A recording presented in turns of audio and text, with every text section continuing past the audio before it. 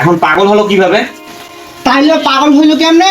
তাইলে শুনো, এটা সপরিবার মিলে কক্সবাজারে গেছিল ঘুরতে। আসার সময় গাড়ি অ্যাক্সিডেন্ট করছিল, করার পর সপরিবার সবাই মারা যায়। সে ভাগ্যক্রমে বেঁচে যায়, কিন্তু মাথায় এমন পরিমাণ আঘাত লাগছিল, ওই আঘাতে সে পাগল হয়ে গেছে। এখন ওই সময় আমার বিসিএস চাকরির কারণে আমি চাকরিতে আসছি, ওর সাথে যোগাযোগ করতে পারিনি। আমার চাকরি হওয়ার পর ওকে এত পরিমাণ খুঁজছি, ওকে আমি খুঁজে পাই নাই। আজকে সে আমার কাছে হাজির হয়ে গেছে। তাহলে তো স্যার এটা খুব দুঃখজনক ঘটনা।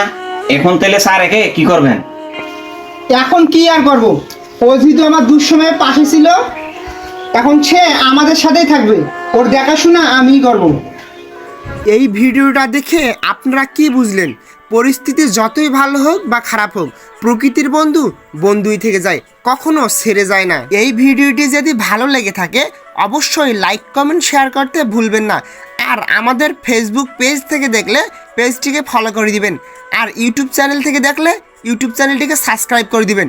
বন্ধুরা, যদি ভিডিওটা ভালো লেগে থাকে সেক্ষেত্রে বেশি বেশি শেয়ার করে দিয়ে বন্ধুবান্ধবদেরকে দেখার সুযোগ করে দিবেন। ধন্যবাদ বন্ধুরা।